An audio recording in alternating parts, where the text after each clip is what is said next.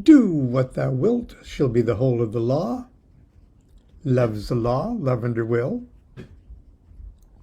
Happy Labor Day for those of you in the United States. Labor Day used to be May 1st, the International Workers' Holiday. Hello, dear. I was just carrying a bucket to show you that I'm laboring. Long live the working class. But for some reason, in the United States, we didn't want to share the International Workers' Holiday with the rest of the world, so we made May 1st Law Day. But we've got Labor Day anyway, and happy Labor Day. It's probably a 3-day weekend for many of us, and it's always a good time to honor labor. And over the years, I've been privileged to be in 2 labor unions, and I must say that my experience was absolutely rewarding. I belong to the of course, the American Federation of Musicians and the American Federation of Radio and Television Artists, AFTRA, which is now part of the Screen Actors Guild. And when you record professionally, that was part of the drill, and we went down to the union office to literally pick up our paychecks from our recording efforts at CBS or Epic Records. But anyway, enough of that. And of course, my brother was very involved in the labor movement and was a member of the Industrial Workers of the World. I ran across his membership booklet, and I may post a picture of it in a minute in honor of Labor Day. But let's talk about the great work. And part of our great work, Constance and I's great work over the last 50 years or so, has been with Magic and Thelema and our work in the OTO in particular. And in 1978, we were chartered a lodge of OTO in Newport Beach, Haru Raha Lodge. And shortly after that, we started a lodge journal or a quarterly magazine. Okay. And it started off very humble, and it stayed very, very humble, but a little slicker as time went by. And I've just run across a box of stuff that has been packed up ever since our move, and the entire collection of OYEZ and our magazines that we publish for each of the rights of Eleusis. And I thought I would share a little bit with you this morning. Here is an old one from the spring equinox of 1981, and we call it the mustard issue because we had somebody donated some mustard colored paper stock or card stock. It's pretty thick, and we also had a real live printing press, a multi-lith 1500, I forget what the number is, but a multi-lith thing. We had to make metal plates and everything else, and we printed these things in our garage, and it was a real mess. If you've ever worked with printing presses and ink and things like that, it was like hell. I know why they call them printers' devils now. But anyway, this is from 1981. I'm just going to share a little something from it because it had some interesting things. There's a little article here on politics that was going on in the OTO at the time. And at the time, I was first emir of Ordo Templi Orientis.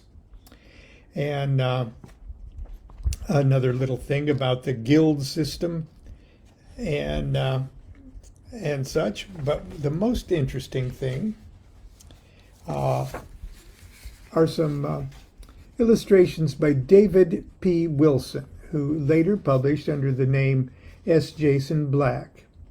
And this is a Kimbaku, I think. Yeah, El Kimbaku, or a mistaken Enochian spirit whose name was spelled wrong, and so he came up all screwed up. And here's his image of his first encounter with Ladrum at Enochian class, in our class. And there's an article, and as you can see, the plates started to give out on us in the middle of it. It's really hard to read through the whole thing, and I'm not going to read through the whole thing today. But he did start something with each issue. He made little cartoons like this. And this is John D. and Edward Kelly there at the scrying table. And the caption is, "They want us to swap what?" I thought that's pretty cute. There's also great figures in occult history that were in every issue for I don't know how many issues straight. Let's see if I can find it. Let's see if we can find great. Maybe not. Eliphas Goldman was the great figure in occult history. Let's see if we can find it. No, I guess we're not finding it. But anyway, they were very cute. What I want to share with you today is exactly 9 years later, in the winter edition of 1990 of OYEZ, and that's another David Wilson drawing there on the cover. He did wonderful covers. The great figures in occult history was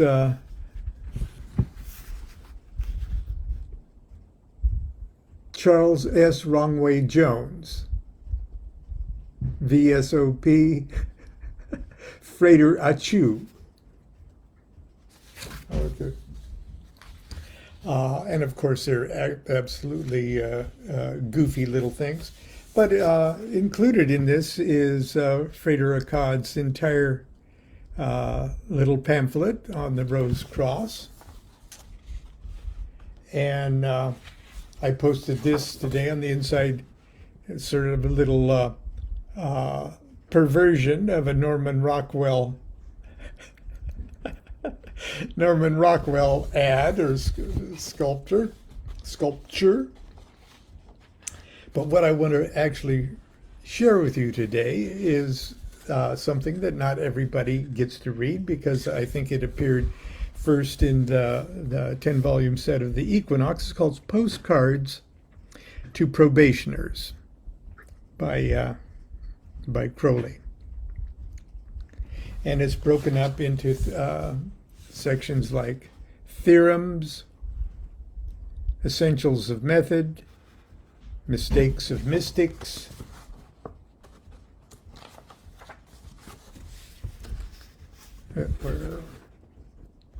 the passions, etc., the reason, spiritual sensorum, yoga and magic. And it's very short enough for today's talk, I think, so I'm going to share with you Postcards to Probationers. Theorems. 1. The world progresses by virtue of the appearance of Christs, geniuses. 2. Christ, or geniuses, are men with superhuman consciousness of the highest order. I'm sure today he'd say human beings. 3. Superconsciousness of the highest order is obtainable by known methods. Therefore, by employing the quintessence of known methods, we cause the world to progress. Under the heading Essentials of Method, 1. Theology is immaterial. For both Buddha and Saint Ignatius were Christs. 2. Morality is immaterial. For both Socrates and Muhammad were Christs. 3. Superconsciousness is a natural phenomenon. Its conditions are therefore to be sought rather in the acts than the words of those who attained it. The essential acts are retirement and concentration, as taught by yoga and ceremonial magic. Under the heading Mistakes of Mystics, since truth is supranatural, it is incommunicable in the language of reason. 2. Hence, all mystics have written nonsense, and what sense they have written is, so far, untrue. 3. Yet, as a still lake yields a truer reflection of the sun than a torrent, he whose mind is best balanced will, if he become a mystic, become the best mystic.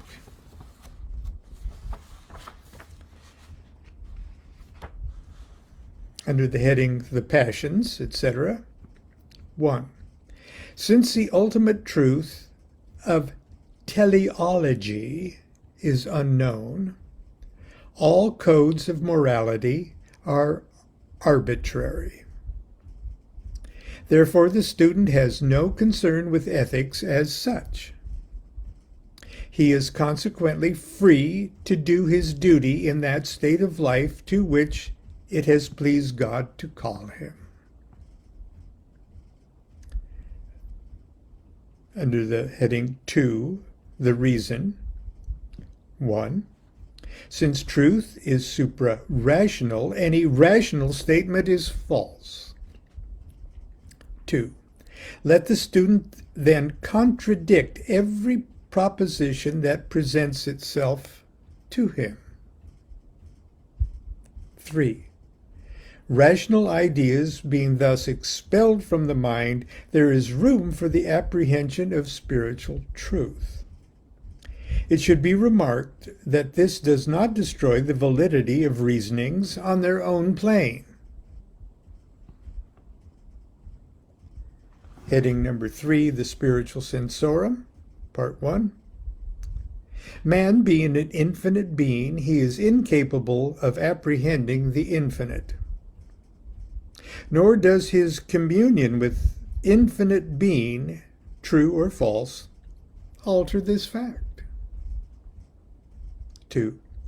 Let the student contradict every vision and refuse to enjoy it.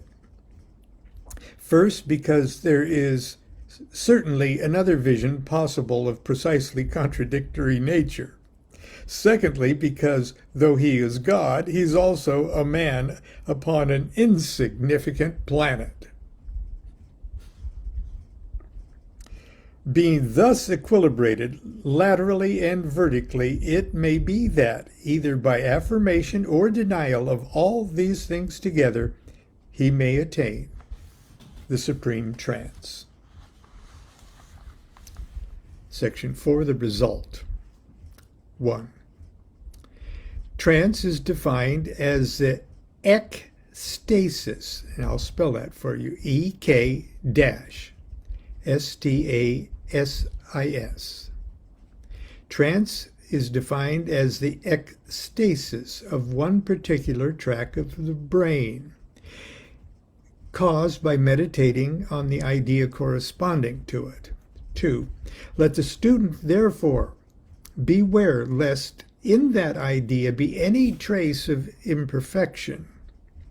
It should be pure, balanced, calm, and complete, fitted in every way to dominate the mind as it will. Even as in the choice of a king to be crowned. 3. So will the decrees of this king be just and wise, as he was just and wise before he was made king. The life and work of the mystic will reflect, though dimly, the supreme guiding force of the mystic, the highest trance to which he has attained. Under the heading Yoga and Magic. 1. Yoga is the art of uniting the mind to a single idea. It has 4 methods. Gnana, G-N-A-N-A.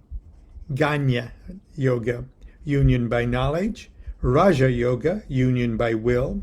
Bhakta Yoga, union by love. Hatha Yoga, union by courage. Add Mantra Yoga, union by speech. Karma Yoga, union by work. These are united by the supreme method of silence. Ceremonial magic is the art of uniting the mind to a single idea. It has 4 methods. The Holy Kabbalah, union by knowledge. The Sacred Magic, union by will. Acts of worship, union by love. The ordeals, union by courage. Add the invocations, union by speech, and acts of service, union through work. These are united by the supreme method of silence. 3. If this idea be any but the supreme perfect idea, and the student lose control, the result is insanity, obsession, fanaticism, or paralysis and death. Add addiction to gossip and incurable idleness, according to the nature of the failure. Let the student understand all these things and combine them all in his art, uniting them by the supreme method of silence. That's Postcards to Probationers by Aleister Crowley, published in the 1990 issue of OYEZ. Do you want to see the satire of Frater Akkad? I got to share it. Great Figures in Occult History, number 39, Charles S. Wrongway Jones. VSOP, Frater Achu. Abandoned in a Detroit hotel room on the evening of February 31st, 1898.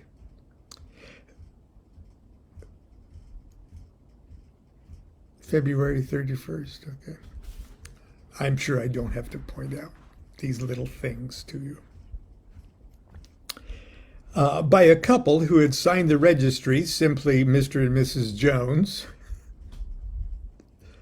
Little Chucky never knew his natural parents. He spent his first 9 years moving from foster home to foster home until he came to live in a commune operated by the Scratchers, an eccentric sect of Dutch strawberry farmers with skin allergies. It was here that he encountered his first paranormal experience, he later called the knowledge and conversation of the cockroaches that nested inside his pillow. In 1919, while visiting a Turkish bath in Soho, he met K.Y., a disciple of Aleister Crowley, who after a brief conversation initiated young Jones into the oral traditions of Western Hermeticism. Several months later, Jones was encouraged to correspond with the Master Therian, who then became his guru through correspondence. With the Master's guidance, Achu, as he now called himself, hit one spiritual home run after another until late in 1931 the Master Therian had become convinced that Achu had been his magical nephew. The Master had been on a benzine jag with his latest Scarlet Woman, Aardvark, whereupon he had a vision that Achu was sucked across the abyss like an ant drawn up the nose of a cosmic anteater. The next 5 years were the golden age of Achu's mystical career. He produced such classic works as the 30-Day Goddess Diet, Cooking with Qliphothe, and I'm Okay, You're a Verse. This period was to end abruptly in 1937, when, depressed over the Fatty Arbuckle scandal, his mind snapped and he wrote the doctrinally heretical Your Erogenous Sephira, whereon the Tree of Life diagram was discarded and replaced with mahjong tiles. He spent the remainder of his life attempting to part the veil of matter by exposing himself at the Vancouver Children's Zoo. Heartbroken over the spiritual failure of his magical nephew, the Master Therian went to his death denying that he ever knew him. And that is the obscene, blasphemous, and heretical David P. Wilson, Great Figures in Occult History. Let's see, does he have anything more in this one?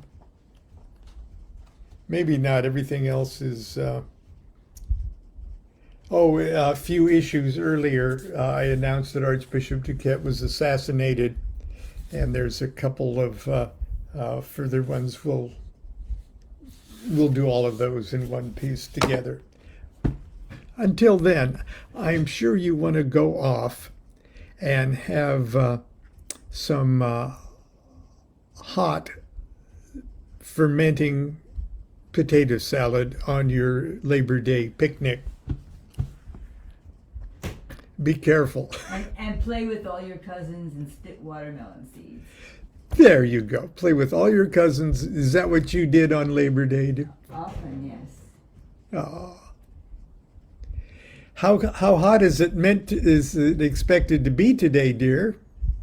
What did they say, 114? They said And 114. we're always like about 3 degrees higher or lower than they say, so that's not...